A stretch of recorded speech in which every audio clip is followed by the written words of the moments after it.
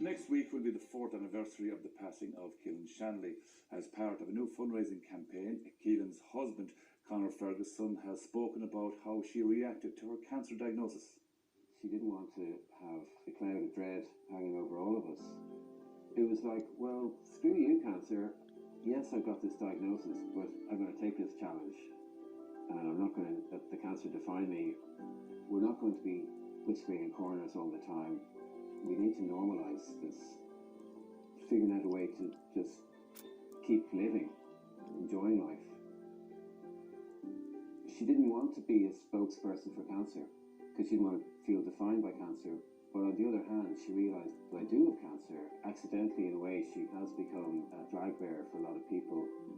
She would be really proud that her story has meaning for people.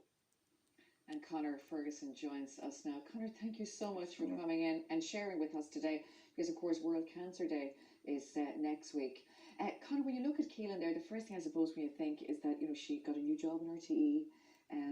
She didn't want cancer to define her. She didn't want to be the spokesperson for it. But as you said in the video there, and she still, it means so much to people that she told her story. Yeah, well, I suppose, you know, she was in the public eye, so she felt she had to be quite sort of private about it. But I think, you know, in the end, she realised that she did kind of represent something, you know, she was a person who, I suppose, had some kind of influence, and she wanted people to, I suppose, to learn something from her experience, I suppose. Yeah.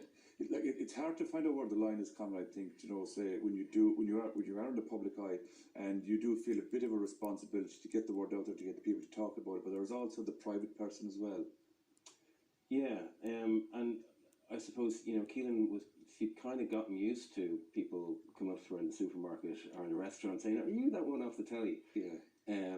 You don't want people coming up, you know, strangers kind of mourning you when you're still alive. So there was a kind of a fine line for her there on that. But you know, I think she would be very proud now